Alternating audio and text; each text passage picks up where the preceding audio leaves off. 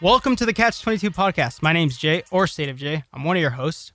And I am Ultra, or Zach, as some of you may know me. Dude, we're finally getting to it. Finally getting to it, brother. Took a minute. After I Yeah. said 2 weeks, 2 weeks became 2 months and almost 2 years. Well, 6 months, okay. I don't know about 2 years, but been thinking about this for a while, nevertheless. So, finally getting to it. I guess that's the problem with perfectionism is an excuse, yeah, but, you know. A lot of people get held back by the fact that they're a perfectionist, and I think that a lot of times that happens to us as well. We're victims of this, and it just really, when you want to put the maximum effort, maximum quality and value into things, it makes it pretty difficult to. Sometimes you just get frozen by the fact that you want it to be as good as it can possibly be, when really the best thing to do is just hit record and just go.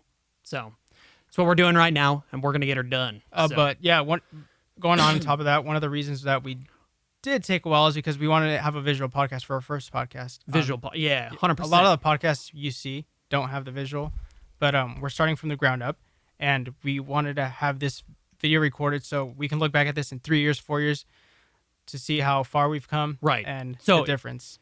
Just so if you guys know, like if you're listening on audio right now, maybe you're watching on video, and that's what I'm gonna mention, but.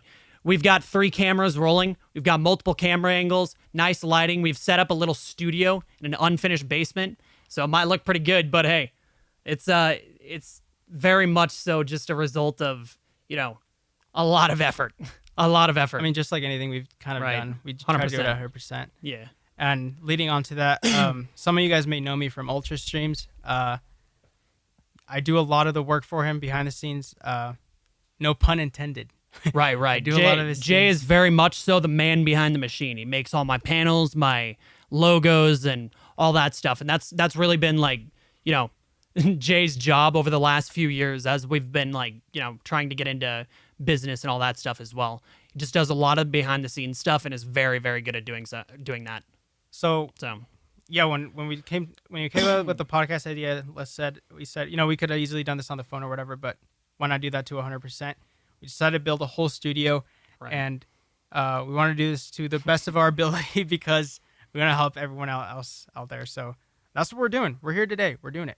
Yeah. After all this procrastination. So, again, Jay, why don't you tell the folks about yourself a bit? Let's get into it.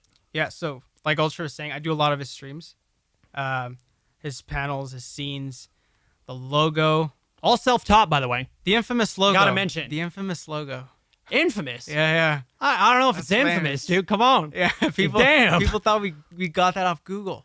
Oh, dude, those are the days, yeah. Do you remember that? Yeah. No, dude, I bet you if I just Google cool you and I go to images, we'll probably find it. No, I don't know about that, man. I don't know. Hey. But yeah, I do all the stuff for Ultra. He's a good friend of mine, probably my best friend. And we're bros, man. What do you mean? My brother. Yeah. Basically related. God, we're about to fight on this podcast, huh? Hey, whatever, dude. Yeah. But I do all that for those of you who know me from the streams. He's helped me out a lot.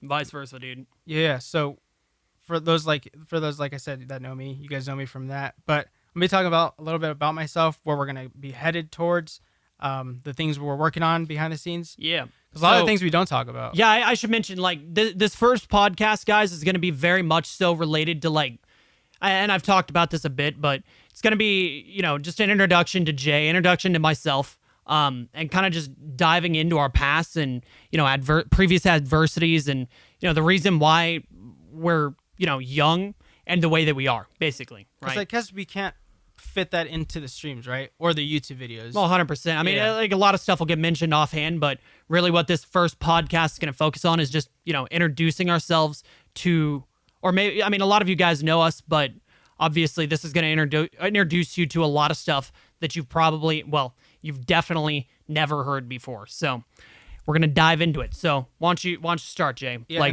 I guess the cool thing is get started. You're gonna be telling your story, and I know some part. I don't know all of it though. Yeah. Yeah, right. So even I'm going to learn some shit here. I'm going to learn some shit about Jay. Jay's going to learn some shit about me that he didn't know, and so are you guys. And it's going to, obviously lead to deeper understanding of why we are the way that we are. And why probably we relate so much to each other. So, right. Yeah, starting off, growing up, I grew up with my grandma. because we didn't have much money. So parents were newly married. I was newly born. We lived with my grandma. We didn't have much money. Growing up, although we didn't have much money, I do recall my parents giving me everything I wanted. Now, as sweet as that sounds, it did become a detriment because it did make me a little bit soft, as we'll get later into this story. But yeah, Me too, dude. grew up there. I remember going to school, and as going to school, I grew up. I'm Hispanic. I grew up learning English and Spanish. My mom doesn't know English, so that's why I was forced to speak Spanish, or else I probably wouldn't know it either.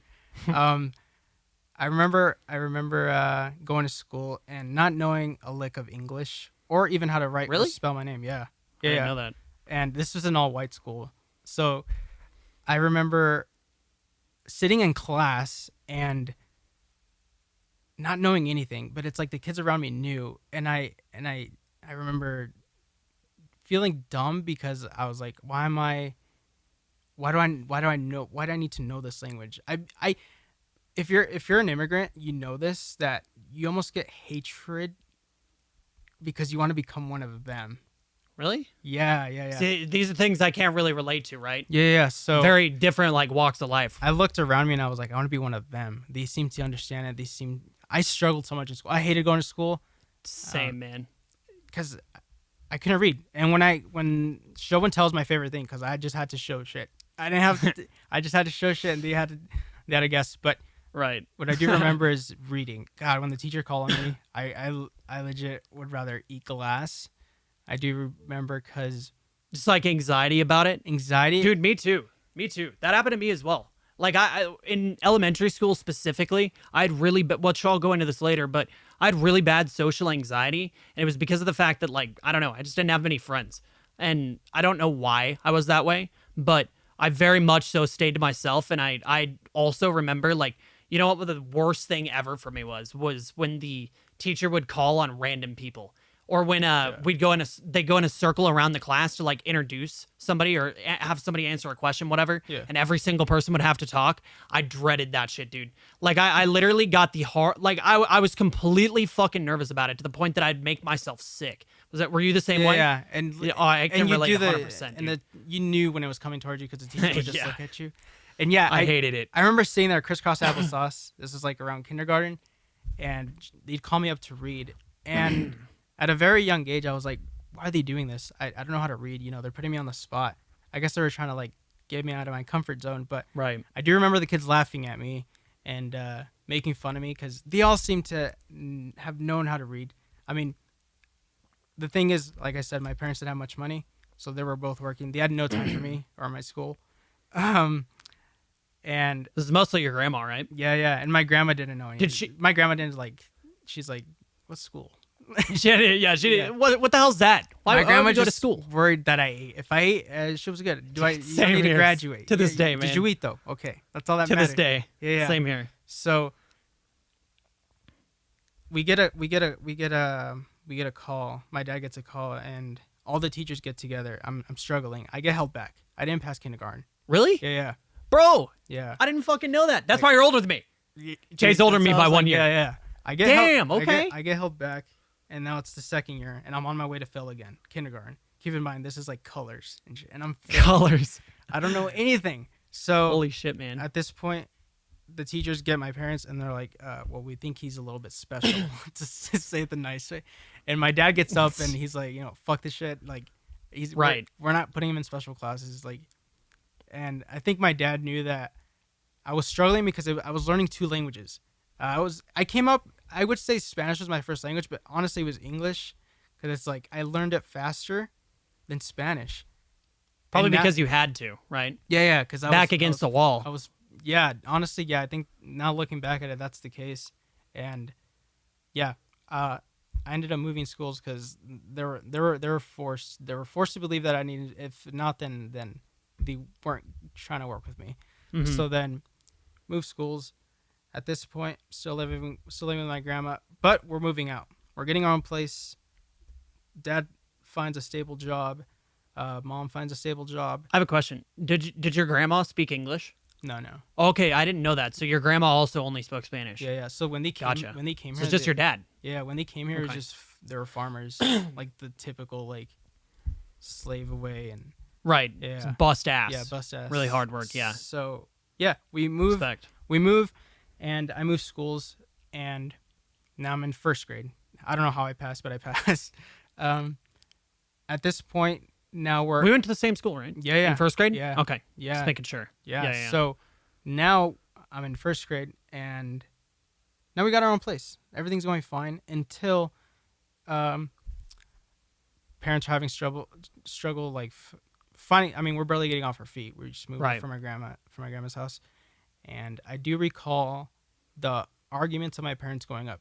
And one thing I can remember that I can't relate with anyone else for right now is I would get super like nervous when my parents would just argue, and I knew it was normal, but like it was bad. So I know I keep interjecting, but me too, dude. Like it was the same thing for me. Exact same thing. Like it would seriously like make me sick whenever it would happen. It would make me super nervous, and I hated it. And it happened a lot for both of us, apparently. yeah, right? my So, biggest fear was divorce. Yeah. Like Me too. That's Me all too, dude. I hated school, so all I had, my happy place was my parents Yep. and home. Right.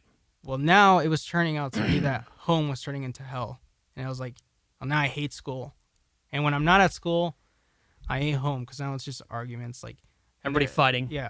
And Fucking now the sucks, thing is, dude. I'm still struggling with school. I can't get it together, and that's another big part of what the arguing. Like, what are we gonna do? Like, we got to do something. And at a very young age, I remember feeling very guilty, and thinking, I think why I sat by the door at night and like heard them argue is because if they divorce, this shit's all mine. This shit lands on. It's my fault. Damn. So Yeah.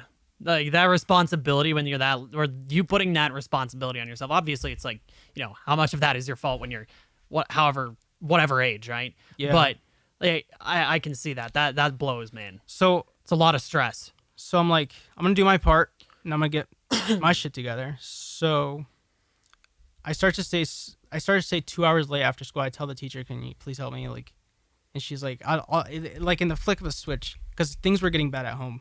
Right. And my teacher was like, "Wow."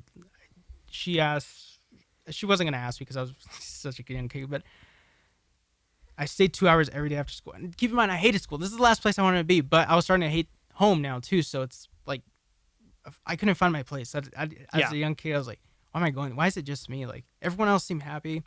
I remember at recess, it was like at recess I was just walking around. I wasn't at the Dude. playground. What the hell, man? That's what I was doing. I was walking around. I was like, "We could have been friends sooner."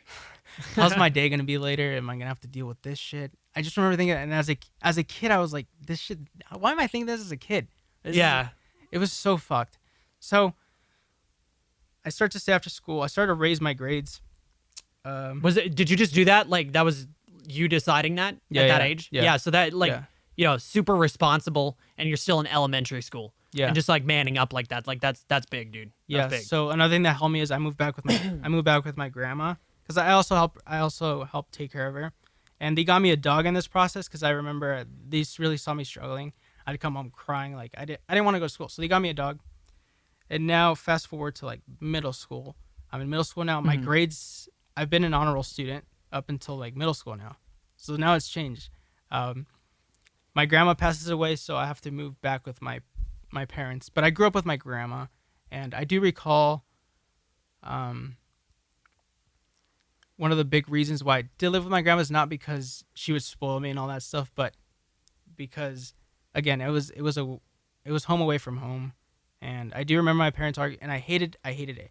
Even after I got my shit together, they were still arguing. It's just they were getting their situation figured out and all that stuff. But I just couldn't. Right. I just couldn't. The temptation of sitting by that door, it was hell. Like, I don't know why I'd do it, but I just knew, like, if the words, like, I'm leaving, like, I'd probably break through the door and start screaming. Like, that was my attempt. Dude, me too, man. Me too. That's what sucked. But, so I was like, I'm not going to do this. I'm going to move with my grandma. If I don't have to deal with it, I'd rather not. So I moved back with my grandma. She ends up passing away. Now I'm forced to come back. I'm like, well, hopefully we get it together now. I bring my dog. They're still arguing. I have my dog at this point, 3 months later, he dies because I think of depression. I imagine. Because of your grandma passing away. Yeah. Right. Yeah. Yeah, that sucks, man. Yeah. So That's rough. at this point, so now I start to work, high school now, and I do remember quitting basketball for 2 reasons. One, I had the self-awareness. I want to be an NBA basketball player. I think like anyone else does. They wanna be a Right. football player. Right. You'll be a pro sports. I knew at 5'9" Whatever. I wasn't gonna cut shit. 5'9". So I Yeah. was like, you know what? I like cars. I'm gonna go buy myself a car. So I start to work, but while I'm working, I'm helping out my Oh, parents. Helping out my parents, and that alleviates the stress of them. And now everything's seeming to come together. I got my grades up. I'm an honor roll student still. I'm in the newspaper. We actually famous. Yeah, no, fun story is my aunt took that newspaper back to that kindergarten teacher. Really? Yeah. That held you back. Yeah. Okay. Just to rub it in her Yeah, face. the kindergarten teacher framed That's it. there it is. So Dude. there it is. I love it. So there I was like, I was a sweet taste of success. Yeah, So I was 100%, like, dude. fuck, I like this. Right. So then I start to work. Get the taste of shoving something down somebody's throat. Yeah. Who told you couldn't? I love it. Yeah, that's the best. So then I start to work. I knew I wasn't gonna be in the NBA, so I was like, I'm not doing that. 2, I can help out my parents. As much as I love basketball, I was like, you know what? I'd rather just help out my parents. Help out my parents. Things are going fine. And then here come the relationships. So Girlfriends? girlfriends. Girls? Girlfriends. Oh, shit, dude. Yeah, just when everything's going right. Girls are evil. Hell no. It's not happening. Yeah. I'm in a relationship with this girl, and she ends up doing things with my friend, like the casual, right? Right. Actually, is that casual? Probably not. Yeah, I don't know, actually. Coming to the, I don't know, man. Just a casually cheating on my boyfriend. It's no big deal, man. Hey. Yes. Yeah. So No comment. yes, this is like 10th, 11th grade. Right. And Right. we had been dating for like 7 months, I want to say. Yeah. And for 10th grade, that's pretty big. I say. Yeah, 7 months, 10th grade. And I'd in say 10th so, grade, yeah. Yeah. So she ends up So it's cheating. pretty serious then. Well, Yeah. it's like serious as it can be when you're, pretty young, whatever. Before you're 16. Yeah, she Can ends drive. up cheating on me. At this point, this is like my first heartbreak after my grandma like passing. It was like super hard, but this was it was my fault that I took it this far with this one. Right. She ends up cheating on me. I end up stop going to school for 2 weeks. Keep in mind, I have a 4.0 at this point. Right. I stopped going to school. Cold turkey. I turned off my phone. I push everyone away. And at this point, I start to have thoughts of like, I want to say suicide, but pretty close. Right. I drank 2 bottles of Tylenol in Really? 1 week. Yeah. Damn, okay. I drank them. As you can tell, that probably didn't go very well. Right. Is that why? Okay, actually, continue. I did it because I didn't want to be Yeah. awake. Right. As So it in, just like help you just- sleep yeah, I just wanted constantly. to sleep. Right. I just wanted to sleep. I didn't want to deal with school, work. I just wanted to sleep. I wanted to sleep it through. It ends up me not eating for like a week and a half straight. I get super pale. Take me to the hospital. They have to inject insulin because I'm low on everything. Right. And I do remember at this point, I was very, very low, and people were trying to help me, and I was neglecting it. Now People neglecting people helping? yeah, Right, because you think you're alone at that point, right? yeah, Yeah, 100%, dude. Because like when you're in that situation where, actually, and this is the same for everything, right? Everybody thinks that their situation's unique and that there's nobody in the world that's ever gone through it before. But on the contrary, there's like so many people in the world that have gone through exactly that, and maybe they don't talk about it. And, going back to what we were talking about earlier, this is a huge reason as to why we're doing this right now. Because, adversity and all of that, when you're in that situation, you're in that mindset of depression and whatever, suicidal thoughts, you think that you're completely alone. And that's something that obviously Jay and I can relate to. So it's not true. You're not alone. And there are other people who have gone through it before and people who are going through it right now. So it's really important to remember, never alone in that situation. The people that are trying to help maybe because they have experience with exactly what you're feeling. And But you don't realize it when you're there. yeah, So understandable. Yeah. at this point, that shift when you start to become like, kind of like with your parents, like, what do you want? Like, that's Puberty. Yeah, yeah. Right. Yeah. I do remember at that point when I was in the hospital bed, my parents like looking at me and like I was at a weak state. And I remember feeling anger towards that because like they saw me at the weakest. They saw you while you were weak. So then after that, I became rebellious. Right. And I wasn't disrespectful to them, but I wasn't also who I was before, as in like Innocent, I guess. yeah. Right. Yeah. So after that, I lost all my friends, mostly because of my fault. I pushed them all away, but because a lot of them, they knew of the situation, and didn't tell me. So I was like, "Are these really friends?" Oh, people. So people that knew that, shit was going on behind your back, whatever. Yeah. Right. So I was like, you know what? I'm just gonna focus on school. After those 2 weeks, I really needed to get back on it because it was getting bad.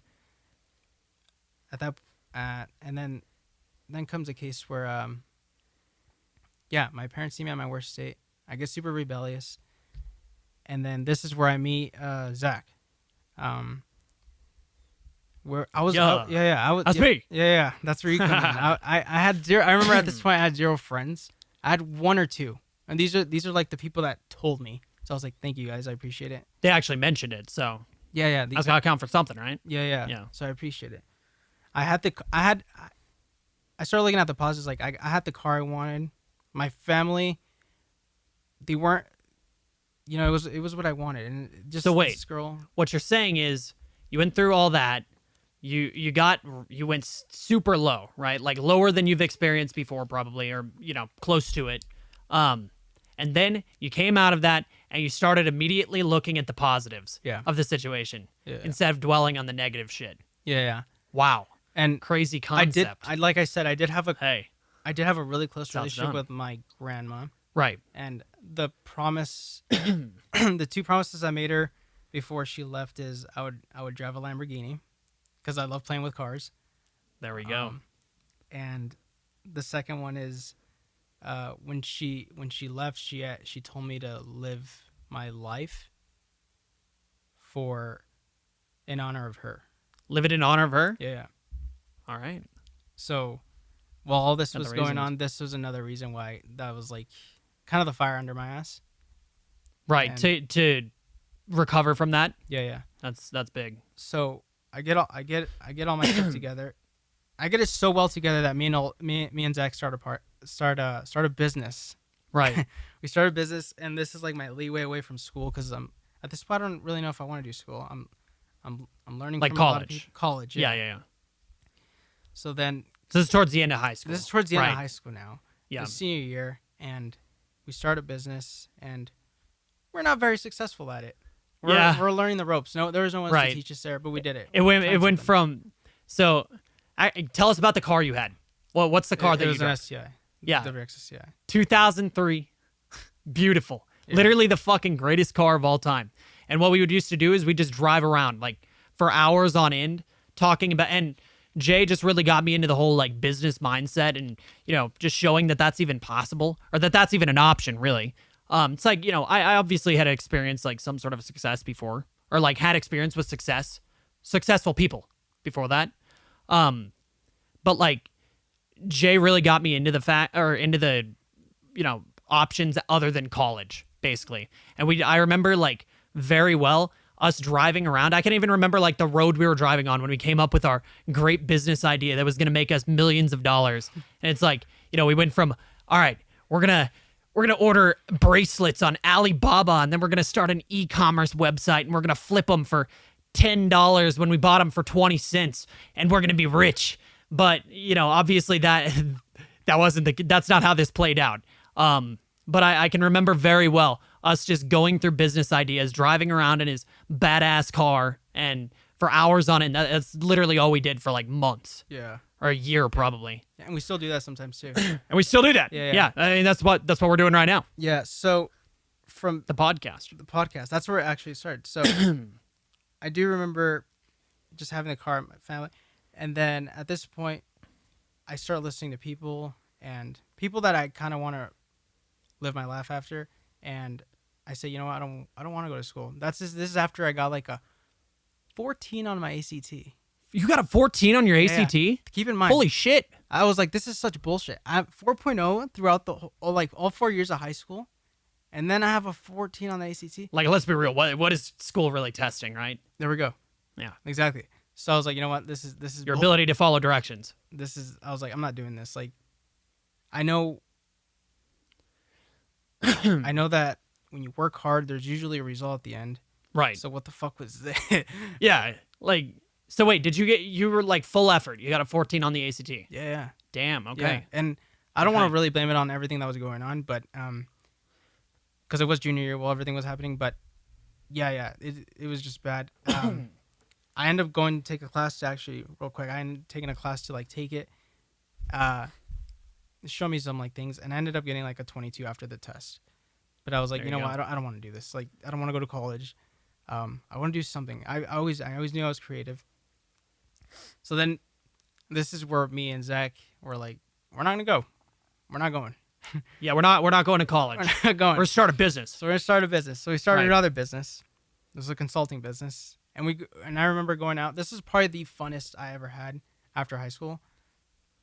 This is our partying. Up until that, yeah. This is our college party. So, This is what we did instead. Well, everyone was partying.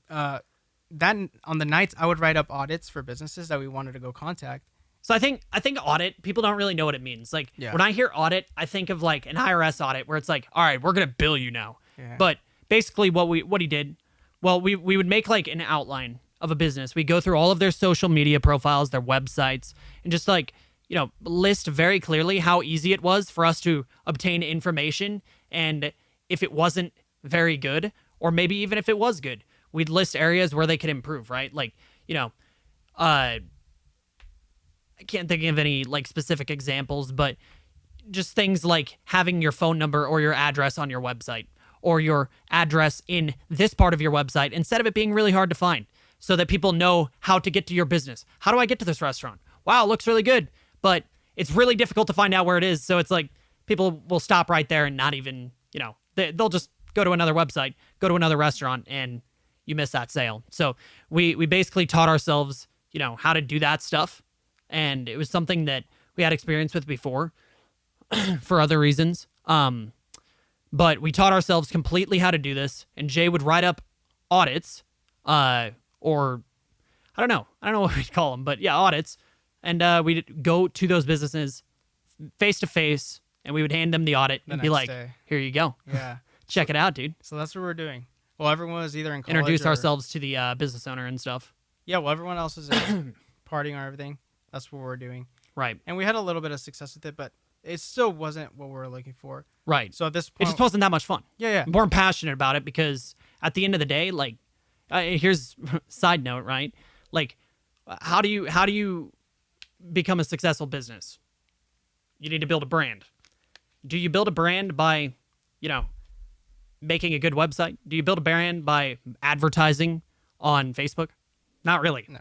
Like, you might get the immediate sale, but the branding and the heart of the company comes from you, and it has to come from solely you. And it's a lot of effort, and it's really hard to convince like the business owner that that's what they need to be doing. Like, it's almost impossible, really, because they don't think you have to sell them a product that they don't think that they need, right? They don't know that they need it, and you have to convince them that they need it, number one. And then number two, you need to teach them how to build a brand and fix all of the mistakes that they had made up until that point, which they don't even know that they made. So it's like people don't realize where they could be, but and that's kind of why we stopped doing that, I guess. Right? It just we weren't passionate about it, and we knew that it's not the type of value that we wanted to provide. Although we were providing value and trying to help. Oh, which is 100%, always the yeah. goal. We did get a skill. We learned how to market, and we always said, well, we don't really want to do this for other people because if they don't really want it, Could be doing it for ourselves. Could be doing it for ourselves. So this is where all the YouTube, the podcast, and the streaming comes in. Right. Because we Like- recognize the fact that the brand is really the biggest thing here. Everyone else was in sales. Right. We're like, we want to build a brand. Right. So And then, focus on our personal brands. so we're gonna build it around ourselves. Right. So this is where the streaming happened. And this is like 2 years after high school. Right. Yeah. And this is where we are now. And based on it, to wrap that all up, one thing that I learned from everything is don't do something you hate. Yeah. For real, Not man. Not even for the littlest penny, because even though we're making pretty good money, Right. I wasn't happy. Right. Me neither. It was just like, at one point, it just became like Jay doing most of the work, because it was like, I have a really difficult time doing, and I've talked about this a lot, but I find it really difficult for me to do something without really big reasons, right? Yeah. Like I will almost just completely not do it at all if I can't convince myself that is what I need to be doing. And that was one of those things, right? Like I don't really, it's not like satisfying or fulfilling. And while money might be, a big benefit of this, it's not what we wanted to be doing. So, right. So we said, let's do something that we want to do. Yeah. For Zach, that was video games, and for me, I always like to create videos. So we started the YouTube, we started the streaming, and that's where we're at now. And ever since those 2 years, we've been going full fledged on it. And I should mention as well, by the way, that like this is all self-taught from Jay. Like Jay, all the stuff that Jay makes for the, the logo and all that, like he completely taught himself how to do that. And yeah, it's pretty freaking good. If you guys haven't seen it, the podcast logo, Jay also made that, and I think it's really good. So So one thing that I learned from all of this too is developing skills that'll benefit you, whereas in school we didn't really get that, and I'm thankful that I learned that right before I was going to go back, because I was if you knew me, I wanted to go to college. I wanted to go to Harvard and become a doctor, an anesthesiologist. That's what I want to do. You gotta tell them why you didn't want to be. You wanted to become a doctor. You gotta tell them why. You gotta tell the story. I saw the page. I saw how much they made a year. Right. Yeah. And again, this is all leading in the same rabbit hole. It's like the Lambo. I went to go shadow a doctor, an anesthesiologist, and I was like, yeah, I don't want to do this. This is not. And then that led me. These were just so much work. These were all points. Right. These were all points saying like, no much how much money you make, if you hate what you're doing, there's no point. And that's how a lot of people are living right now.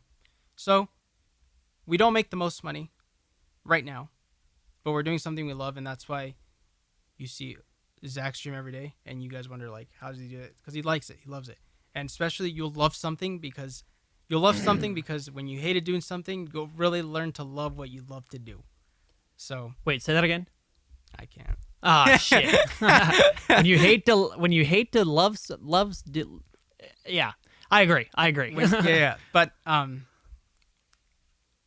big benefit from this is all the hardships. Right. From failing the business and all that stuff, I truly learned to love what I really wanted to do, even if I knew that it wasn't going to make the most money at the beginning or anything, and it was going to be hard to build. I knew that it was going to land on my own sword, and if it didn't, and if it failed, it was going to be because of me and not because of a system. Right, and that's something you're really you're committed to it too. Yeah. Like obviously everybody knows, right? Like if you want to be successful, you need to be fully committed to it, and you need to not care how long it's going to take. And that's something I think that you're very strong in. Yeah. So yeah. So that leads me into your segue of how this all streaming started for you. All right. But where did it start? Where did it start? Well, okay. So I grew up in I can't say that. I grew up in a lot of different places, but I'd say from the age of like 1 to 10, I was very much so upper middle class. My dad was in the military before he got his, he massively upgraded his income with a very well-paying job. My mom also had a well-paying job, and it's basically me, my 2 brothers, and our nice house, our dog. It's basically everything that, it's the American dream, right? American dream. Yeah, but obviously that's like, it didn't continue for that long. So as I mentioned before, like I had very bad social anxiety when I was younger. I can remember very well, what Jay was mentioning, the teacher calling on me and me not wanting to speak at all. I had no friends. And pretty much like what Jay was saying, I basically just walked around and didn't talk to anybody because I was super nervous to talk to anybody. And anybody talked to me, I was like, dude, I was freaking out. Because you know how it is. Like, if you guys have social anxiety or just anxiety in general, maybe you're super shy. I was very shy. Like, to the point, again, that I would literally get sick by... What led to that, do you think? The shyness? See, that's where I was going. Like, I don't really know. I don't know. I was just kind of born that way. And I don't really... It's not something I've been able to figure out up until this point. And that's something about Jay and I. We're very self-aware. So, like... regardless of what the situation is, like maybe it's, you know, a ton of adversity, something really bad happens. Just imagine the worst thing that could possibly happen to you, that happened, right? Yeah. Something that Jay and I are very good at is finding the takeaway and the positive of the situation, and then being able to go back and like see what led up to that event, I guess. Like, you know, what were you thinking and all that. And we have really good self-awareness. And that's something we relate on. But for that situation where with the social anxiety and all that, I honestly have no idea. I think I was just kind of born that way, honestly. Maybe it was because of the fact that I don't know. I honestly don't know, dude. Maybe, yeah. Maybe a traumatic experience when you were a kid or something? You know? Yeah, see, that's what I don't know. Because I didn't really have many traumatic experiences at that age. Yeah. Right? Yeah. But anyway, going back, I can remember, like... So, like I mentioned, my dad was in the military, and when I was first born, he was still in the military. So for a lot of like that time, from the time that I was like, you know, 1-2 years old, he wasn't around much.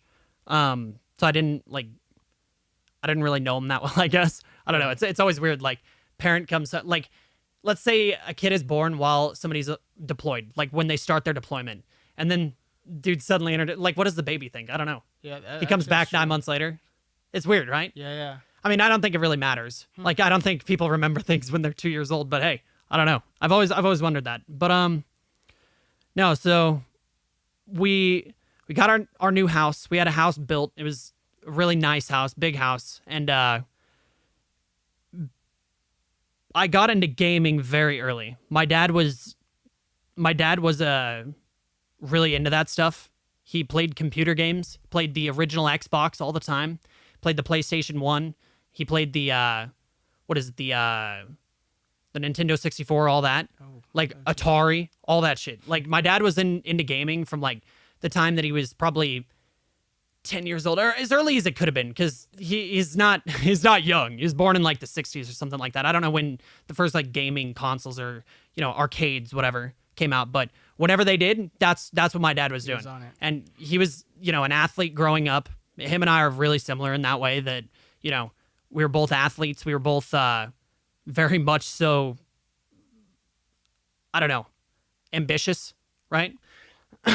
But my dad took a different path than I did. He joined the military. So yeah, my dad was into gaming when he was younger, and, you know, just arcade games, that type of stuff. And he brought that with him after he left the military, after I was born. And he got me into it as well. And he bought me a computer when I was like 4 or 5 years old. And I can remember like me and my dad just gaming. We played this game called World War II Online. And it was basically like an open world, like FPS game, like a completely open world FPS game. It's still out there. It's called Battleground Europe. I assume nobody has heard of it because it's not very successful. I actually ended up working as a community manager for that game when I was like 15 years old. It was super badass. It was a really good experience. But besides the point, we used to play games all the time, and me and my dad were pretty close. But he wanted me to get into sports and that type of stuff, and it just wasn't like he wanted me to get over my social anxiety because he knew I had it. But it wasn't like, I don't know. Like, I don't think he knew why I had it, and I don't know why I had it either. But it was just something that I had to deal with, and I don't know. Did he know you have it because he had it? Possibly, yeah. I've never asked him. I don't think that he did, though. My dad, when he was younger, I don't remember him telling me about anything like that. Yeah. It's possible, though. I don't know if it's like I don't think that's a genetic thing, though. Yeah, you know? yeah. Like, that's just something that just happens. Yeah. But yeah, anyways, so that basically just continued up until like 5th, 6th grade. And that's when it all kind of changed, right? So I overcame my social anxiety by joining football because I became friends with some other dudes who I'm still good friends with today, by the way. Jay and I hadn't really talked up until this point. Like I knew who Jay was, but Jay and I weren't really friends. We went to like We went to elementary. yeah, elementary, middle school, to middle and high school. school. It was until senior year. Right, it's crazy. It's nuts. Like I knew you, on but on the way out, we're just like, yo, we want to hang out. right. And I think the reason why might have just been because of the language barrier more than anything, right? Yeah. Like, I don't know. Yeah. It could be. that. Could be. I think so. But anyway, I got into sports because of the friends that I had made. I don't really even remember what led up to that point either, but it's just like, enough is enough. I decided to man up and made some friends. So joined football, and within like probably that summer, going from 5th grade into 6th grade, I completely overcame my social anxiety, like completely, which is crazy, right? Like I wouldn't expect that because I was literally like not even a year before, I was terrified to speak to anybody at all. And I was still like, super freaking scared of the teacher calling on me and all that. But I think that me being there and then going to, being super ambitious and being super, an athlete. I was like popular, right? Yeah. I mean, I'd say at least. You agree? Yeah. I don't know. Like I had a lot of friends. I do recall the coaches making you sit up front. You think that? Well, that was football. That was high school. Sorry. Okay. So, but yeah, I basically like maybe it was mostly our coaching. Yeah. Like coaches, our coaches always instilled in us to be like leaders. And I think that probably most football coaches do this. So it's not like something out of the ordinary by any means, but they basically instilled in us to, be leaders, sit at the front of the class, raise your hand when a question is asked, and do basically the opposite of what I would have wanted to do before when I'm like, hiding in the back, praying that nobody calls on me, praying that nobody speaks to me. And I basically just did a 180, and I talked to and I became friends with everybody that I could. Just tried to be the nicest that I could be, even when somebody was like, in a completely different social class than me. I would go out of my way to like be super nice to them and just like, show them that, they're not alone or whatever. Yeah. Right. I was still kind of doing that when I was that young, and it was unintentional, but that is what I did. And basically everything started to, look up for me personally. But while I had a lot of anxiety in my entire life before that, it became like at school, I was having a great time, but at home things were getting worse because at this point my dad got laid off, my mom got laid off, and both of them, we went from being very much so, again, upper middle class to and owning a house to losing the house. And I think my parents declaring bankruptcy and us becoming like having to rent houses. Right. And we moved houses, three times throughout 3 years or 2 years, I think. Right. Yeah. Throughout middle school. And that's like, 3 years. So throughout 3 years, we moved houses 3 times. Shit. I just said that 5 times. Whatever. Every year. Yeah. It's crazy. Like, and I don't think that's like a huge deal. Like if you live in an apartment, it's not a big deal. But like, this is me and my 2 little brothers and my 2 parents and all of our upper middle class things, like all the random shit that we had. Like it was a very, very big deal if we had to move. Like very big deal. Yeah. And not to mention the fact that it wasn't something that we wanted to do at all. Right. Like this is something we went from being able to just basically, get whatever we wanted to not being able to have anything at all outside of things that were necessary, like food, right? And I remember a few times throughout that like we would literally have the power or the electric or the what's it called? The utilities, whatever, or not the utility, the water. Yeah. The hot water. Yeah. Yeah, like our gas there. So we'd have our gas and our hot water and our electricity. Fuck, shut off for like a couple days. And we would have to go to my grandma's house to shower and stuff at her house. Really? Yeah, seriously. Like it was not good.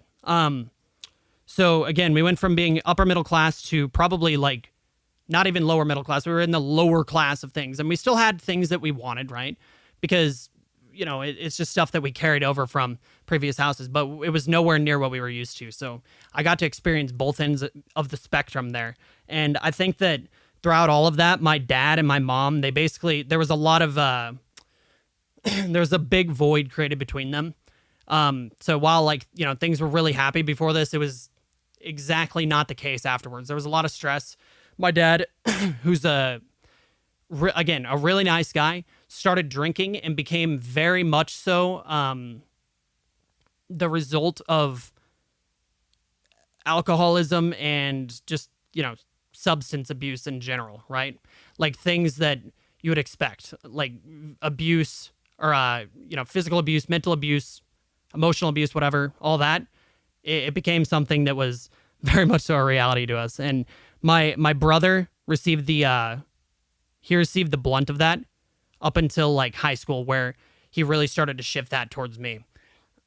And at this point, we had moved those 3 times, and then we got kicked out of our third house after having been there for a bit longer than the other ones, and we had to move in with my grandparents.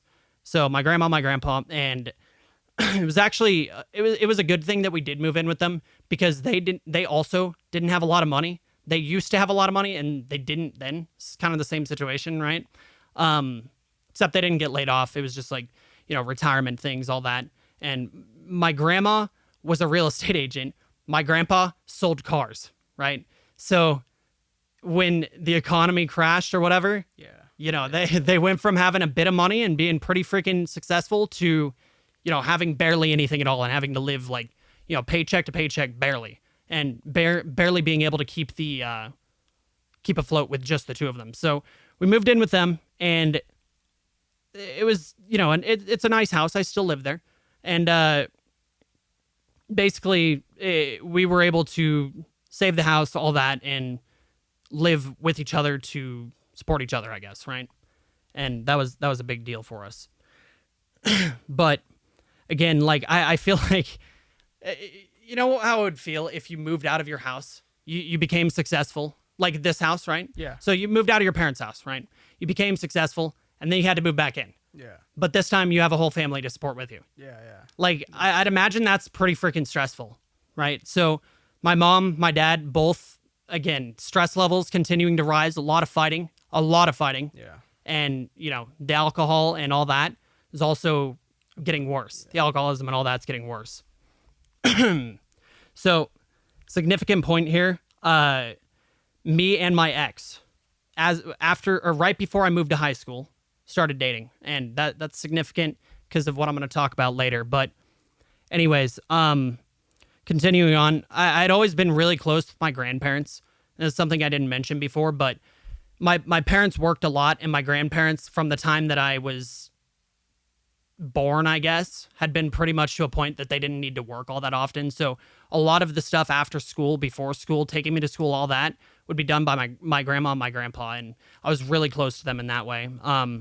Specifically my grandma, but my grandpa as well, obviously, who taught me a lot of I'd say, and this is probably the same for you, but they taught me a lot of the values that I have today, right? Yeah. Pretty much all of them. Yeah. Like, I'd say your grandma probably taught you a lot. Yeah.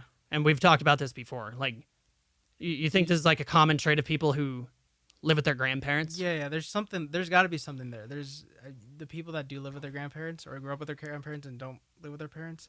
I think they have another sign of respect or something. So, yeah, I don't know. I think so for sure. It's got to have something to do with the fact as well that maybe, like, your grandparents are going to have a lot more experience than even your parents will. Yeah. Specifically with like raising kids and stuff.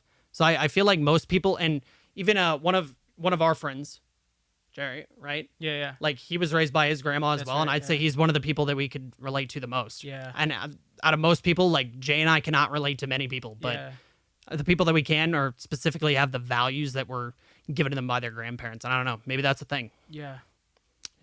But no, anyways, basically what happened was I started to really become like a really solid athlete. And this is around like 8th, 9th, 10th grade. I got really strong, really fast, and I was really good at football, really good at track. And basically I just started to like grow into it, right? Just became an athlete. And whenever my dad would get into it with my mom, I would feel the need, like my defensive instinct would just kind of kick in, and I would kind of step in when I probably shouldn't have, maybe. I don't know. But my dad, being the way that he was, he started to come after me right there or right then when I was doing this. And this continued for probably 2 years, up until the point that it was, like physical abuse daily. And I'm not saying physical abuse like I'm getting my ass beat. I'm saying like, me and my dad are getting in fist fights, which obviously isn't cool, right? Yeah. Like that shit sucks. And with that, there was a lot of emotional and just like mental abuse to my mom from my dad. And again, like all of this is kind of just due to the fact that he had been completely like, what would you call it? Like just consumed by alcohol and stuff. Yeah. Drinking a lot, like probably an entire bottle of vodka, like on the night, depending on the night, right? And probably more than that. But obviously, like he knew that wasn't good. My mom knew that wasn't good, and he had tried to quit a few times. And the time that it really got bad, he tried to quit drinking, and what happened was my mom found like a bottle of vodka or something like that, and there was a huge fight over this. Like, I mean, a big fight. Yeah. Like, this was not good, and I I got involved. Like, this is specifically one of the times that maybe I should have just like let it slide, right? But I hear my dad like just berating my mom, so I come downstairs and I'm like, "Yo, pick on someone your own size, whatever, dude," and all this. Yeah. And we get in a typical like pushing contest, whatever. But this time, my dad walks into the closet and he brings out a gun, and this is obviously not cool, right? Like, it wasn't like he's pointing the gun at me and my mom, but the intention was there. And I should say, like, by the way, I have the utmost respect for my dad, right? Like, he is a really good guy. And he taught me probably a large amount of the things that, like, a large amount of the traits and, like, attributes that I have today. Like, I get those from my dad. And I think that this is another one of those situations, right? Where it's like, you can either take that negative situation and use it. Like, okay, let's say somebody grows up with their, parents who are super abusive, and they're always getting in fights, like domestic abuse type fights. Like, dad's beating the shit out of the mom, mom's beating the shit out of the dad, whatever, and then maybe vice versa, and beating the kid, whatever, something like that, right? Yeah. What does the kid do when they grow up? Well, they do the exact same thing. Yeah. That's not how I roll. Like, I see all of this shit and I'm like, no way in hell will I ever like be like that, right? Yeah. I use it as a driver to avoid that whole situation completely with my own life. And I think that's a big thing that I learned from all of this. Like, I'm never going to be that way. And I've always thought about that. I'm never going to, take the negative experiences that I've had and push them onto somebody else. I'm going to learn from them. Anyways, so again, dad tries to quit and the gun situation happens, but we were able to put that behind us. Something that I had to do a lot during all of this was be the man of the situation, right? Like, man up and be the bigger person, right? And this was one of those situations. It happened, and it was either I could hold it against him or we could just move forward and get past it. And, obviously this was a big deal, but it was something that like we were able to put behind us and just, man up. And yeah, it happened, but whatever. But again, even though that was the case, like, it's not something I forgot. It was something buried in the back of my mind that I knew that happened. And it was like, I don't know, like, just think about it, right? Like, the nerves are really high then. Yeah. You know that's a possibility. Well, you're going to probably be a little bit more worried about it. Because before that happened, it's not something that I ever thought he would do, right? And we put it behind us. My dad, once again, attempted to quit drinking, and this failed as well. And at this point, I'm 16 years old. Me and my girlfriend spend a tremendous amount of time together because I don't like spending much time at the house, quite frankly. Like, I go to her house a lot, and Yeah. But this was one of those nights. Something really bad happened. Huge blow up with my mom and dad. Basically, there was a big fight, and it was like actually physical this time, not just like verbal berating, Yeah. but actual like physical shit went down. And I can remember very well. I was asleep at my girlfriend's house, and my phone rang, and I answered the phone. It was my mom, and my mom literally and this scared the shit out of me, right? Because I'd never heard my mom be scared. Yeah. You know what I mean? Yeah. Like she was actually terrified, right? And she was not at the house anymore, so like that was good. But she was basically, she drove to like one of those what are they, like a carpool lot, whatever. And she was telling me how she's gonna sleep there, and like she's crying and all this. And I was like, I was fucking pissed, Yeah. right?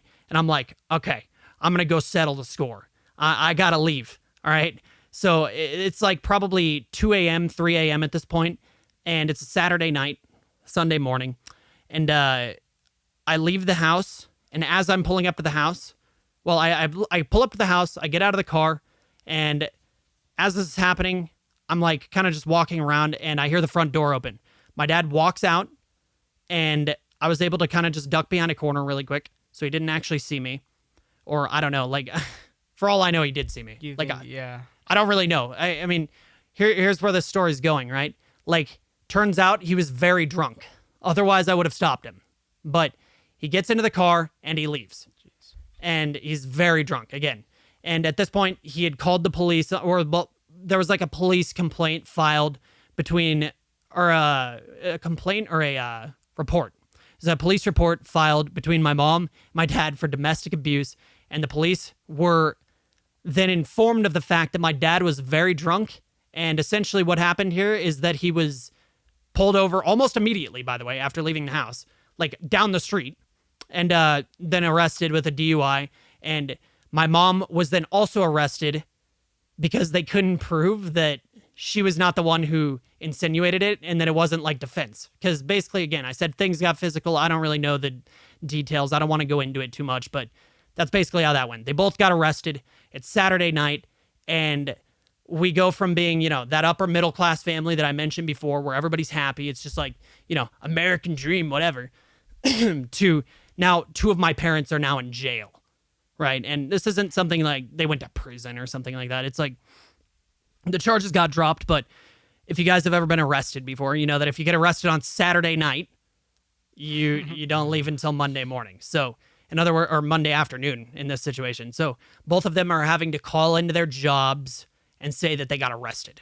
Like, this was a big deal for us. And basically, I mean, not to go into it too much, but I was I was 16 at this point, right? And hearing the shit that my mom said when she called me that night was just echoing in the back of my head. Like, I could not forget exactly the tone that it was either. So I walked downstairs after my dad left, and the only thing I was concerned with was taking the guns from the basement and bringing them upstairs, because the situation was very, very big, right? Like, this is a fucking big deal. So I took the guns, and then I barricaded myself into my room with a dresser. And I slept with the fucking pistol on my pillow when I was 16. Wow. Because I was scared that if I hadn't done that, things could get really, really bad with my dad because of that situation that had happened before. It was while we were able to put it past us, it was something that I was very, very, very concerned about. And, I think that having to experience that at that age, and hey, for all I know, it might have gone completely differently if I had stopped him right there and made him stop from getting into the car and getting arrested. Yeah. But I think at the end of the day, it was all for the better, right? Like, I always look at the positive of the situation. I don't try to dwell on what could have been. Yeah. But needless to say, this was the blow up that ended all blow ups. My dad never came back to my house after that point, and he never came back into my house after that point up until this day even. And really the divorce was there. And I remember what you said, Jay, you were always fearing the divorce thing. And after all of that, I was in the same situation. The fights started happening, when I was in middle school. right?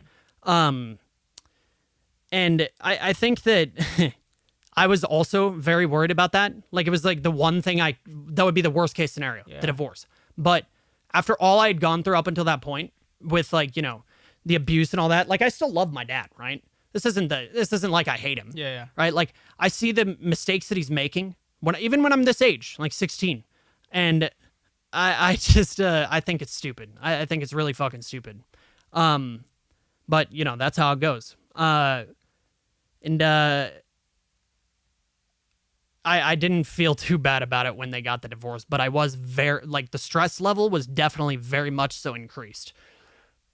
Because, you know, at that point, to an extent, I had to, you know, level up, become the man of the house. Not completely, though, because I still lived with this is still, you know, with my grandparents.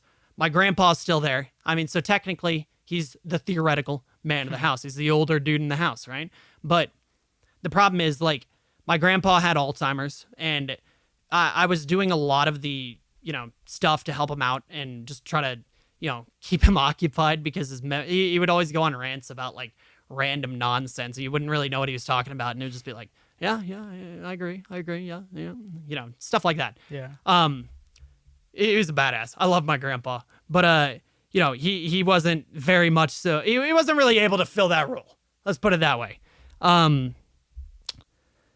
yeah. Moving on. I mentioned before that I started dating a girl in 8th grade, and at this point, I was still dating her. And I'm not gonna use her name. I'll just call her my ex. But she was, again, like, I would spend a lot of the time that I wasn't, you know, actually I'd spend pretty much all of my time at her house, right? Or just, like, with her in some way. You know, we'd go, like, drive around or something like that, or, you know, I'd stay at her house, because she didn't have like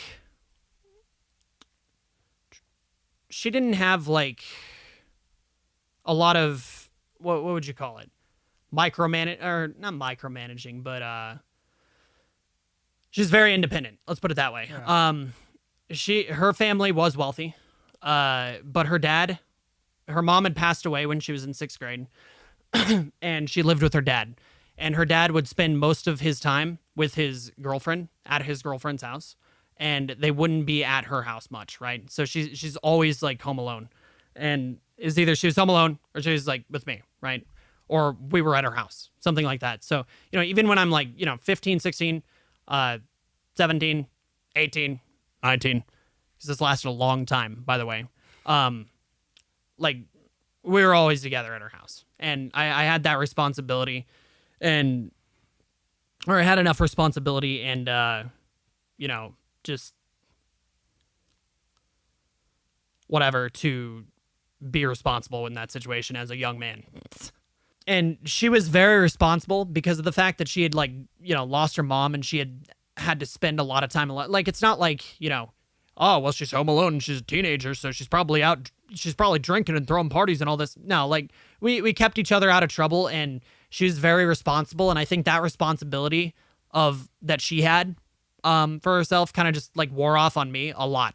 Like, that did a lot for me, and basically, like, we kept each other out of trouble completely, dude.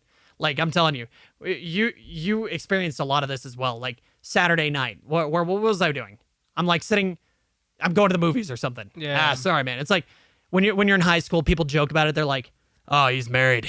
Yeah, he's whipped, dude. Yeah. And it's like, nah, man. I wasn't whipped by any means. It's like, if I wanted to, I could have gone and done whatever. It's just, I didn't really want to, you know? It wasn't, like, a big deal for me to go do that shit. And I think, like, me being that way in high school, too, like, young high school, like, 9th, 10th grade, freshman, sophomore, whatever, like, that was a big deal, like, leading up to where I am now.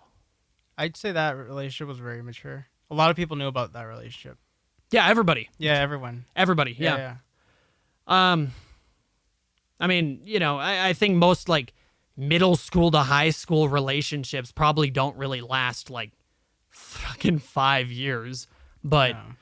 yeah, this one did. I mean, so most marriages don't even last. most. Trying to do Hey, that's probably true. I don't really know, though. So to do that in middle school to high school. What's that? To do that to middle school to high school. Oh, like that's, yeah, for sure. And even out of high school. Yeah, even at yeah. Yeah. It was something, and like obviously there was a lot of ups and downs through all that, a lot of fighting between me and her, but Yeah. at the end of the day, you know, it was just like it was all just, you know, we kept each other out of trouble, and that's what mattered. And through a lot of these experiences, so again, like what I had mentioned, right? Like she lost her mom when she was in 6th grade, and her dad kind of left her to like, you know, fend for herself in a lot of situations. And they had money and whatnot, like a lot more money than we ever did, and still do, by the way. But like, so she had whatever she wanted, but on the other hand, she also was left to be responsible in situations that other people wouldn't be. Like she had to fend for herself, right? And her having gone through a lot when she was younger, like again, I mentioned she lost her mom, she lost her sister as well, 2 of her sisters, and it was very, very hard on her. Very hard on her because I don't know, like maybe for you like younger ladies who may be listening, like imagine you have no you know, female role model, right? Yeah. And for me this wasn't a big deal, like not really having a male role model, I guess, because like I kind of just filled into that role myself, right? I had to just figure it out. But I would imagine that like having no female to look up to when you're, you know, a young lady is probably like very difficult. And she was able to just kind of get through it. In a lot of places, I think my mom kind of filled in to where her mom was as well, which is like weird. But You know what's I don't know. interesting is we all got our own battles, whereas you guys didn't have the money.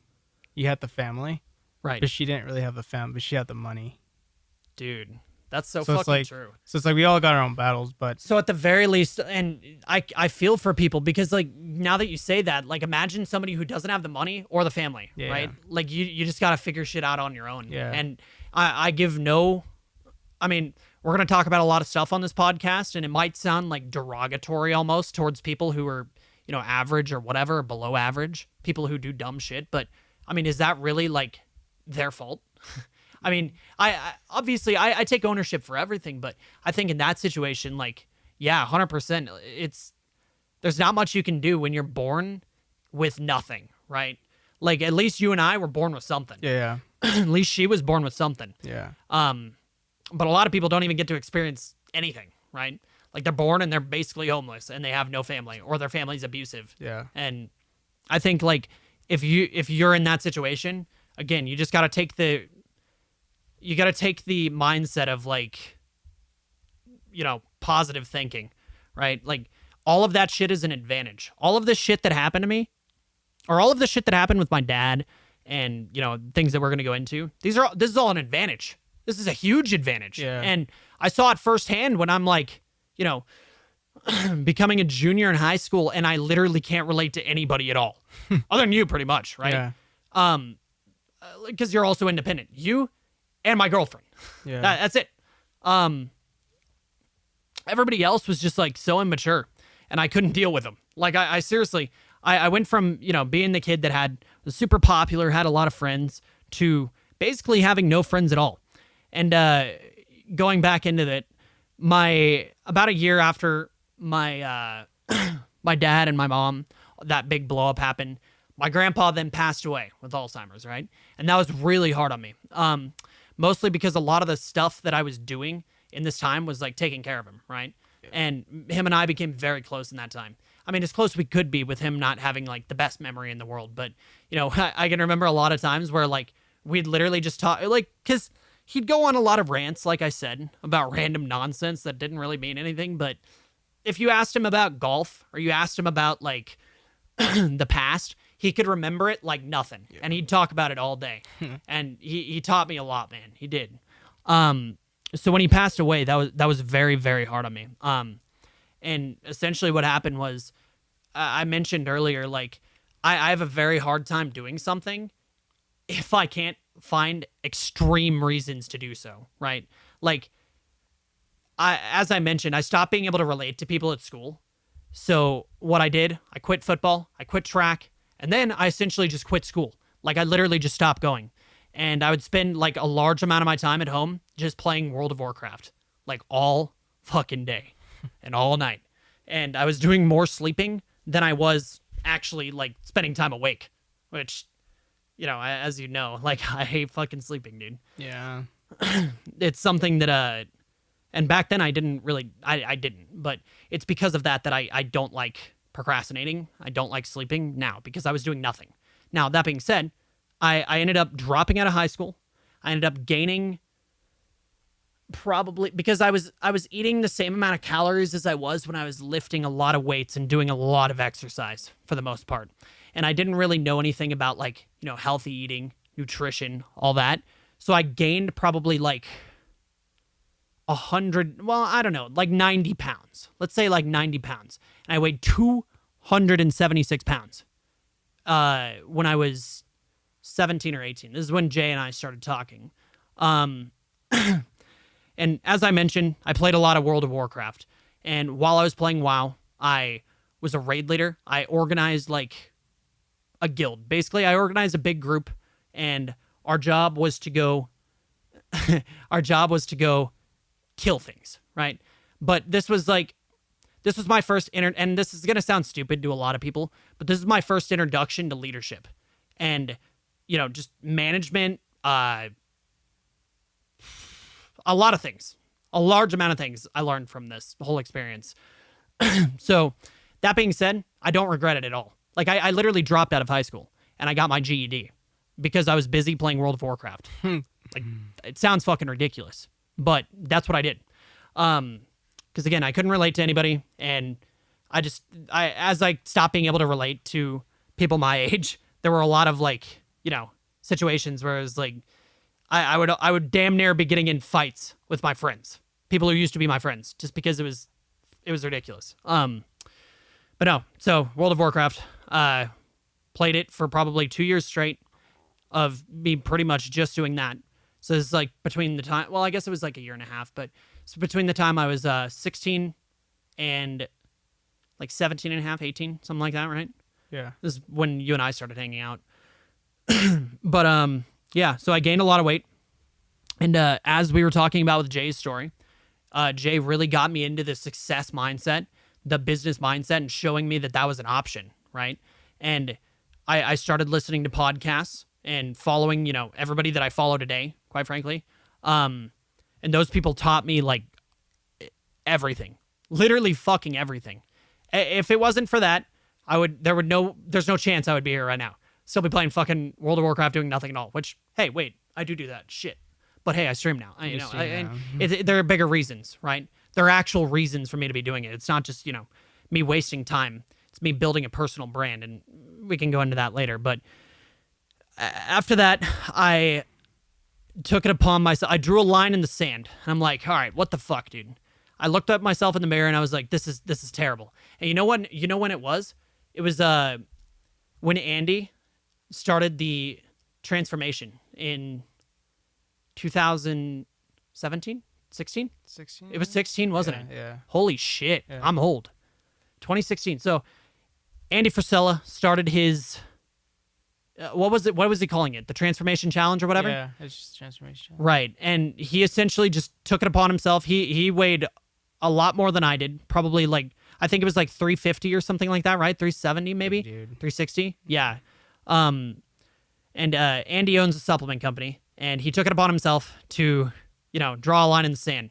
And me seeing him do that, I was like, okay, look, I got to figure this shit out. So one night, I literally was just like, all right, enough is enough. And I spent the entire night just researching like everything about nutrition, everything about dieting, everything about exercise. And it all made sense to me then, right? In one night of research.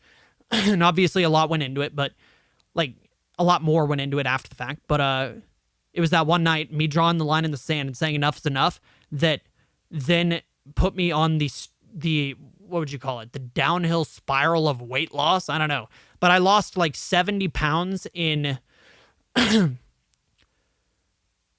to 6 months. I lost 70 pounds in 5 to 6 months. I went absolutely ham.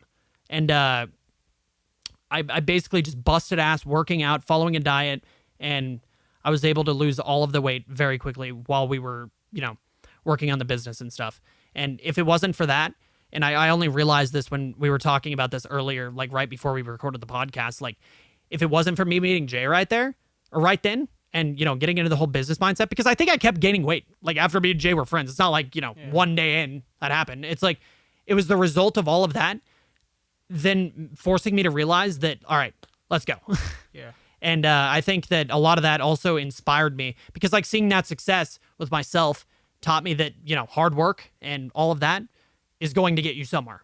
Like it pays. Seeing, the weight go down and all that and sticking to it and, it being really fucking hard, by the way, and, building a tremendous amount of discipline from all this. Like, I think that seeing all that put me on the path to really, believe in, it kind of gave you something believe in to the look work. forward to. Believe in the work. Kind of nothing to look forward to. Yeah. Because I wasn't really doing anything. You weren't going to school. And it's me having that success though that like, I believed in the work then. Yeah. Because you know what Andy says, right? Like the work comes before the belief. Yeah. And I didn't really know what that meant when I first heard it, but I'd heard it.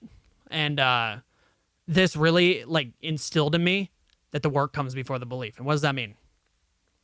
It means that, you're not going to believe in yourself at first, but after you start doing the work and you continue to do the work, you continue to win the day, you're going to start to believe. See the little bit of results. You're going to see the results and you're going to start to believe. And then you're going to know that you're going to make that connection that, when you do the hard work, you're going to get the results. And they might not come immediately. Sure as hell didn't for me. Hell won't though. Yeah, they didn't for me. Yeah. Like, dude, I was busting ass the first 3 weeks. Hey, I mean, you didn't gain the weight in one day. Sure ain't losing it in one day. Exactly. Yeah, 100%. And I knew that. But for me, it was like, I think it was like 3 weeks straight. I was doing this shit every day. I checked the scale every fucking day. And there's nothing like the feeling. It was like, I was losing nothing. Matter of fact, I think I gained weight, right? Yeah. I went from like 270 to 274, 276. I was like, what the fuck is this shit? And I just kept going though. And I'm like, I'm just going to keep going. I don't know. We'll see. And then it's like 2 or 3 weeks later, suddenly I lose 10 pounds. Then the next week, 12 pounds. And then the next week, 12 pounds. And it was like, okay, there was nothing like the feeling of seeing like 12 pounds lost after 3 weeks of nothing. And then all of that shit just like spirals, right? Is it because, I'm sitting there thinking it's going to be like 2 pounds a week. Yeah, it'll be cool, dude. And it's suddenly 12 pounds, right? Yeah. And that's what happens when you have you're very overweight. Like this is not an unheard of thing, right? But yeah, like me not seeing any results and then suddenly a lot of results that I should be seeing, right? And then me suddenly getting all of the results really late, but continuing the work through all of this, that taught me a lot. And that was a really big deal for me. So continuing on, there is even more that went down before, the present. And basically what that is my girlfriend, my now ex, obviously. We'd broken up a few times, right? In the past. But we always got back together. And we broke up again. And this time it was different. I didn't realize that it was different because I was in denial for probably 2 months. And for 2 months, I'm not going to go into it too much, but for 2 months, I literally, because remember what I mentioned before, right? We spent a tremendous amount of time together, like a tremendous amount of time. And we had helped each other through all of that adversity that we had experienced together, right? And because of that, she very much so became like my emotional strength, right? And this is like a very serious thing, right? Like you have to be able to live with yourself. And I could not do that at this time when she broke up with me. So I literally couldn't live with myself. And this doesn't make sense to people who probably haven't experienced it, but like you can't put all of your emotional and mental and whatever strength in somebody else, because when you do that and you rely that heavily on them, number one, it's unattractive, right? Yeah. So, it's going to push them away, most likely. Number two, if she leaves or he leaves or whatever, you're going to be left with completely fucking nothing. It's like going back to like building your house on their property. Yeah. And then they take their property and like you have nowhere to stay. Yeah, right. Like, exactly. Like you can't build your house on somebody else's property. Yeah. You can't build your mental and emotional health on somebody else's property. You got to build it up with yourself. And then, once you are able to live with yourself, that's when you can, move on and have a fucking power relationship, right? Yeah. When two people are, they only need themselves. Yeah. So that's when I think that's when it's like Mutually probably beneficial. Yeah, 100%. But anyway, I put all this, strength in her, and then she cheated on me, and this completely destroyed me. Like, I literally spent 2 months in a completely suicidal state where, and I'm not joking, by the way, this is not a joke. This is 100% serious. Most of the day, probably 95% of my thoughts were like, literally, how am I going to kill myself, right? Like, that was my only thought. And I didn't tell anybody about this, not even Jay, while we're in the middle of our business venture, right? Like, I literally was just contemplating how I was going to kill myself that day, every single day for 2 months. And again, this is not something that's going to make sense to people who have never experienced it, but I did not want to live. And that's very serious, right? Very suicidal. I was in a very dark place. And by the way, this was also only like 2 years ago, right? 2 years ago. So from where I am right now to the lowest I had ever been. I actually, you know what? I hit rock bottom. There we go. That's a good way to put it. I literally hit rock bottom. There was no worse that I could ever probably be. But I allowed myself to hit rock bottom because I didn't go for the rebound or anything like that and, get her back or any of this for, what had happened. I just wanted to get her back. And because I wanted to get her back, and that's all I was focusing on, because again, I'm in denial, right? Like, I'm thinking that's even possible. And I'm not understanding the situation. Because when you're again, going back to what I was talking about, when you're in the situation, you don't see, you've got blinders on. You don't see through the fog. You don't see what's going on to your left, what's going on to your right. You just see what's directly in front of you, and what's directly in front of you is the problem. So basically, again, completely suicidal, 2 months, and I'm just in the hole that whole time. Lowest state I have ever had the displeasure of being in, and I really don't like talking about that, but that's where it was, and honestly, that was a very, I don't like talking about it, but, and this, again, sounds crazy, but it's all in the mind, right? Yeah. This is something we're going to talk about in the podcast in the future. But it all comes down to the way that the outlook that you have on the situation. After, probably 5 months, 6 months of me not getting over her, every single day, just trying to. So again, I mentioned 2 months. For the next 4 months after that, I got Jay and I worked a job at an office, and we did office stuff. And that was from 5 to 10. And this is not the most recent time, by the way, for you guys who know me. We worked there twice. So we worked there for probably a year, right? Yeah. And then we took like 6 months off, and then we came back. Yeah. Okay, so yeah, that's how that worked out. You're right. I totally, I couldn't remember the timeline there. But yeah, so anyway, we worked there for a year, and basically every single day at work, I would listen to podcasts. I'd listen to, the MFCEO podcast, the Jocko podcast. We're plugging them because you guys should be listening to their podcast. Yeah. Gary Vaynerchuk's podcast, Ed Milet's podcast, and we'd listen to all these podcasts. Well, I'd listen to all these podcasts every single day. They're success-oriented podcasts that would essentially, teach us every single thing that we knew up until this point, for the most part. Seriously, this shit that's my college course, right? And it's more than a college course because it actually matters. Beneficial. It's actually beneficial. Right. No shade to you college people. It's okay. I'm just kidding. But no, we throughout that next 4 months, it was the hardest thing in the world, but I was no longer a rock bottom. It wasn't constant suicide. It was just, occasional, right? I'd be like, all right, screw this, man. This sucks. All right. I don't want to deal with it anymore. But for the most part, I was able to, by getting a job, getting out, doing activity, right? And, forcing myself to do something, that I was able to just kind of overcome that. And I realized through all of that what I was doing like, it was my fault that she cheated on me. Just think about that for a second there, okay? It was my fault that she cheated on me. And that's another thing that people are really probably not going to understand. But why was it my fault? Again, the mental, emotional prop that I put on her, very unattractive. Also, I'm sitting here constantly texting her, trying to get her back. Yeah. Unattractive. I mean, it's just things that would happen like with your first breakup, then you don't really know any better. But it's not that this was my first breakup either. It's just like I literally was so invested in it that I didn't know how to like live without it. Let's put it that way.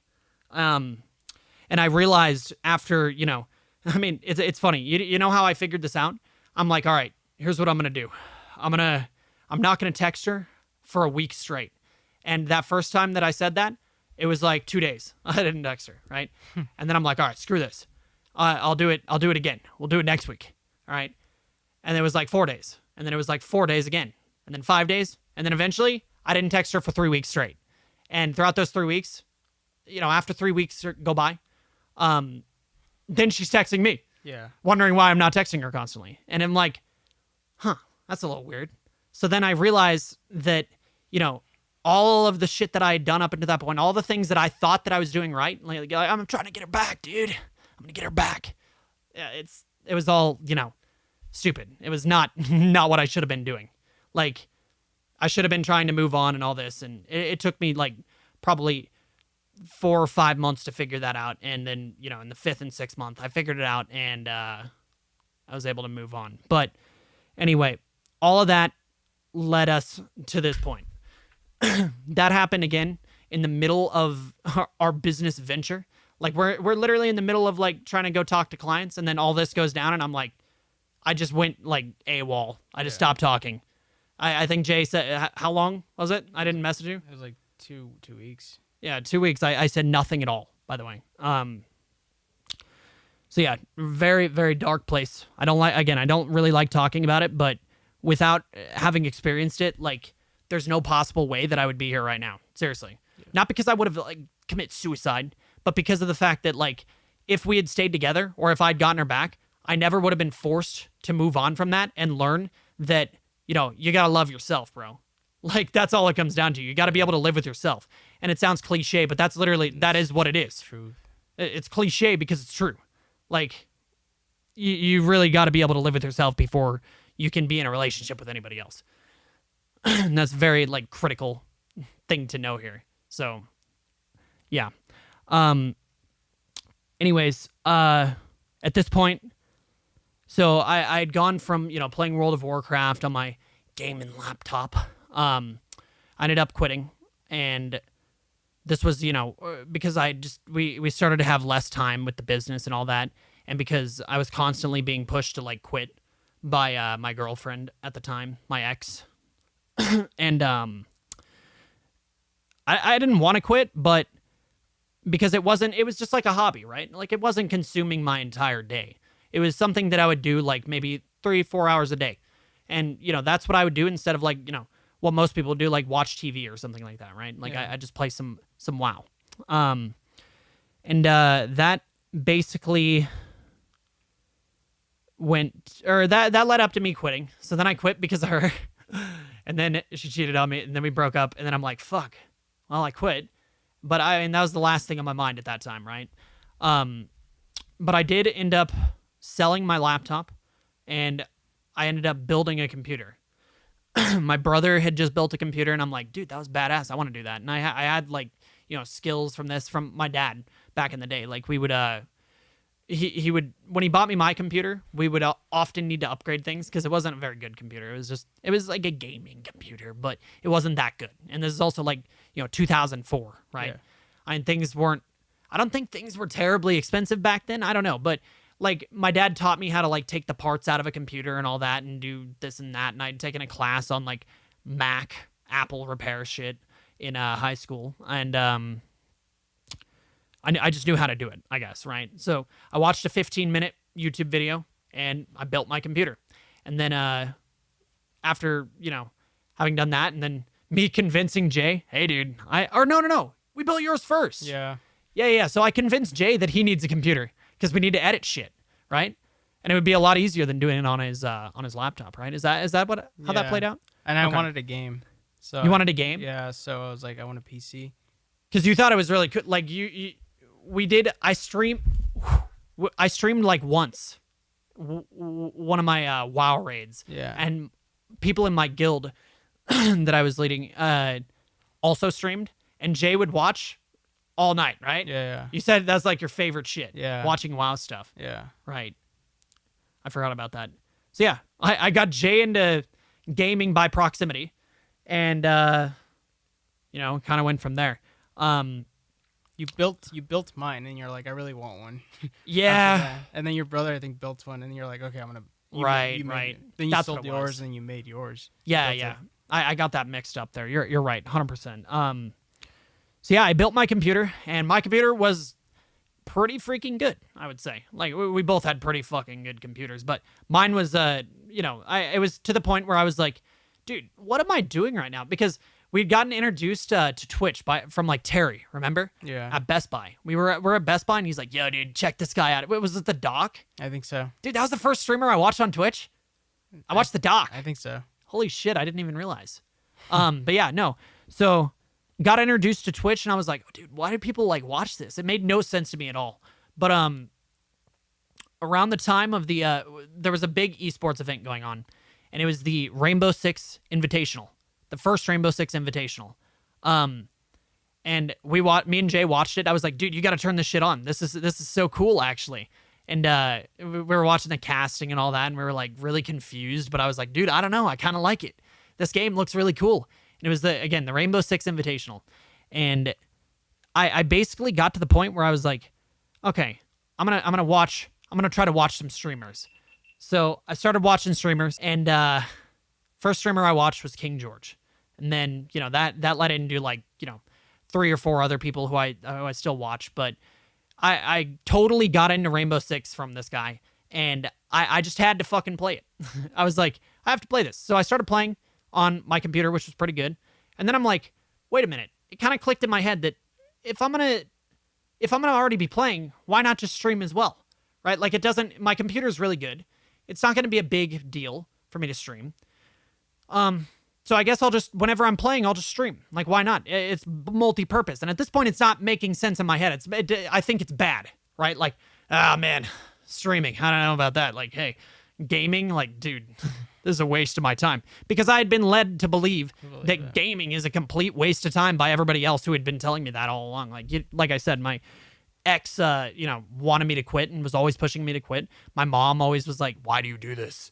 And now it's like, I kind of just had to make the call for myself. I'm like, okay, this isn't a waste of time. And self-awareness kicked in, and all of the, streaming or all of the gaming and stuff that I'd done in the past, I was able to kind of just figure out what are the skills this taught me.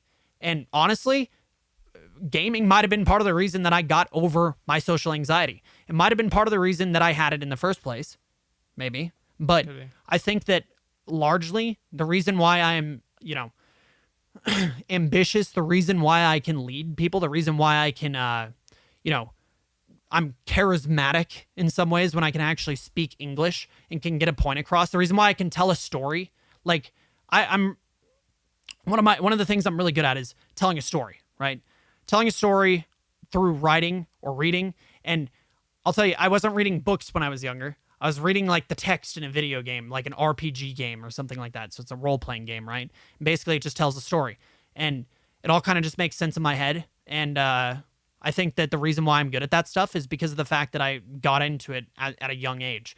And I think the reason why I, again, can lead people is because of the fact that I managed and raid-led a guild in World of Warcraft and actually was able to get that guild from the point of like, it was like 5 people. This doesn't make a lot of sense to people, but there's 5 people. And there are a lot of people that play this game. A lot of people. And we were able to become one of the best raiding guilds in the world at our peak and that's also right before I quit as well. Yeah. We were able to become one of the best in the world, one of the best in the United States. And I'm not going to like over exaggerate this. It wasn't like, we're top world 50, but we were, top 300, top 400 out of, probably 50 to 100,000 plus guilds. So we did pretty well. And this isn't like an easy thing to do. I had to recruit people. So, hiring. I had to, ensure that all of these people would show up and follow the schedule and also stay motivated outside of that schedule to do other things outside of the game that would benefit them, or outside of the raid that would benefit them. I had to keep all these people motivated in the raid itself, which was, while we were on the clock, whatever. Yeah. And we had to be very efficient with that time because we were a 2-day raiding guild. So 2 days a week, Saturday or Sunday and Monday. And we had to be very efficient, right? We had to be efficient where other people didn't, because they raided maybe 3 or 4 days a week. We had to do it in 2. And we were able to beat a lot of people in this, like, somewhat of a race, whatever, that were, doing double the amount of time that we were. And that was all a result of hard work and just, learning from mistakes and all that stuff and being a good leader. So, yeah, I will say that, like, gaming has done a lot more for me than it has taken away from me, right? Yeah. Hasn't taken away hardly any opportunity, especially with streaming, right? But even if streaming didn't exist, like, it just taught me so many skills that a lot of people that maybe you've never, like, played a video game before. Maybe you have the stereotype, like, oh, yeah, he's a gamer, must be a nerd, something like that. But it's like, dude, it's not a big deal. Like, it all comes down to, again, your perspective on the situation and the context of the situation. If you're, putting your best effort forward and realizing that what you're doing is going to teach you some skills, like, yeah, maybe it's not going to look good on a resume when you type World of Warcraft raid leader. Maybe that's not going to look very good, but it's going to teach you the actual skill so that you can apply it in your own life. And I guess that's all I have to say about that. But yeah, so started streaming, and this was also while we were still working the job, by the way. Yeah. So my original schedule, I couldn't really figure out the whole schedule thing. I didn't really know what I wanted to do. And we were still, like, trying to work on our business at this point, but eventually we just decided to can it and stopped really working on it. And I started streaming from, I think, like 9 a.m. to 5 p.m. And then from 5 p.m. to 10, we would go to work. And then again, like I mentioned, we did this for about a year, up until we took a break for 6 months. And during those 6 months, my schedule started to, like, lack heavily. Like, my streaming went from being pretty damn consistent to being just kind of sporadic, which is kind of how it is right now, because that's something I'm not very good at, which is, like, managing time, which you're helping me with. Yeah. But no, we just kept going and seeing the results, and now we're here. We went from 0 followers, 0 viewers, 0 networking, by the way. Like, no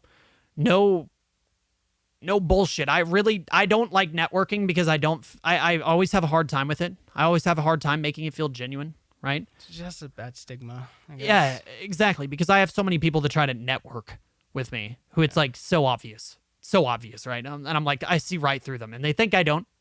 You always think you don't. Yeah. But yeah, I see right through you, dude. Come on. You come in and you're like, hey, dude, you trying to collab? And I'm like, collab? What does that even mean? But anyway, bad stigma, and I hate networking, which is, a really good way to get ahead on Twitch, which is where I stream. We've gone from that to having, 40 to 50 average viewers right now at our peak time of day, I'd say. Knowing a lot of people all organically, like, bigger streamers, a lot bigger streamers than me, people with 50 to 100,000 followers. And we've grown almost to 4,000 followers. And that's over the last year or so, year and a half. I'd say year is when I started becoming really consistent. What do you think? Yeah. Yeah. I mean, before that, I wasn't very serious, and I was like, okay, I can definitely do this now. You're streaming, but it wasn't very consistent. Right. And through all that, like, we ended up being able, well, we quit our job. Not just, we're not taking a break. We actually quit. And I'm now fully committed to doing this podcast, as is Jay, and streaming, which Jay is going to start very soon. But as of right now, that's where we're at. And yeah, I guess that's my story. Yeah, the one thing that has me here is the Lamborghini. The Lambo. Yeah. Right, yeah. Yeah. Yeah, man. If it wasn't for that Lambo or seeing that Lambo as a kid, I probably would not. I probably would just get a job, Yeah, whatever. just get an average job. which is okay. Yeah, no, that's totally cool, right? I mean, it all comes down to what you want at the end of the day, right? But for us, it's not really. I have promises to keep, so not really a thing. Yeah, dude, I didn't know that. I need to get that car. Big reasons. I need to get that car. Big reasons, brother. But I like it. So, I mean, kind of just talking about really quick, like our exterior focus here. Like, what are we focused on? Focused on building a brand through personal means, and that brand is based on, what? Just absolute domination. Cult-like following. Yeah, cult-like following. No, I mean, like, we want to be relatable. We want to provide massive value, massive impact to as many people as possible. And I hope that by doing this podcast, people will be able to relate to us a bit and, kind of just learn from the shit that we talk about in the future. Obviously, this podcast is going to be a little different than the other ones because it's just more of an introduction than anything. Probably pretty fucking long right now. Yeah. But, yeah, I think that's it. We're looking for, we'll do this every week. So a podcast will drop every week. Right. So I'm going to try our best to drop a podcast on the week. Any idea on what day yet? No, not yet. But okay. Streaming daily. Daily? Ultra will be streaming daily. Oh, right. Then... Yeah. So you can find me at twitch.tv/Ultra TV with an H. Yep. Shit. I got to spell it out. ULTRAH TV. Go follow. Daily YouTube videos. Maybe not. Where can people find you? Daily. State of J on YouTube. Every week a vlog will be dropping, and then I will be streaming daily. But a podcast. How do you spell it? StateofJay. So there it's you go. just State of J. And then podcast every week. So Gotta make sure people can spell it. yeah, you're right. Yeah. Podcast will be dropping every week, and then we'll also be. We have so much going on, but like. Going back to everything that we stated, we love what we were doing, so it's not so much, right? Because we enjoy it. Yeah, I think the workload definitely gets a little bit easier when it's something that you want to be doing. Like, dude, I will say though, this first podcast is something I really didn't want to fucking do. Yeah, no. Like the 90% of the shit that I just mentioned, guys, and pretty much everything. Like, I think Jay probably. I've not told Jay half of that stuff. Jay hasn't told me hardly any of that stuff, and this is all shit that like.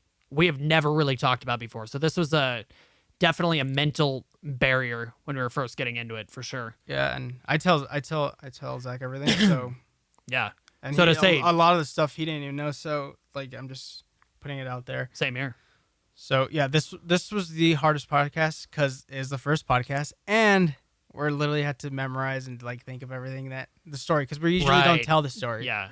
Because this is the first time. Yeah, both of us, so if you guys have heard, like, and we'll, if you guys have heard other people talk about, like, or interview other people on their podcast, I think that a large amount of times, like, you're probably listening to a pretty big podcast, right? Obviously, this is our first episode. And the fact that we, like, well, the people that are being interviewed, they've probably told their story, like, 50 times, 100 times, whatever. However many amount of times, and they've thought about it a lot. You got to realize, like, me and Jay are both 21. Well, Jay's 22. I'm 21. And this is, like, the first time I've even said half of 75% of this stuff out loud. Yeah. Like, outside of my own head, let alone, onto a microphone, into a computer, and out to the world. So it was definitely a mental battle having to, get all this shit off my chest. But I'm feeling good about it, so... Doing the things you don't want to do. Yeah, 100%, dude, 100%. Yeah. But we're super stoked about this and excited. We're finally here, so. Yeah, hope you guys enjoyed. Yeah. Hope you guys enjoyed. Catch you next episode. Yeah. Until next time. See you guys. See ya.